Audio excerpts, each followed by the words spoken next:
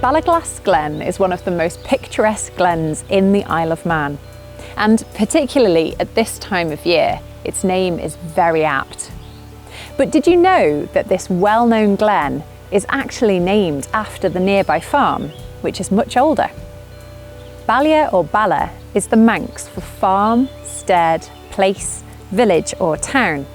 And so we can find hundreds of farm and place names with Balla in them all over the island. Perhaps you know of some near you.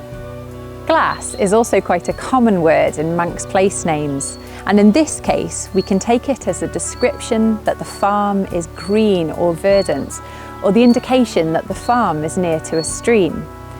The rich green lushness of a farm can really stand out against hills with a red-brown hue.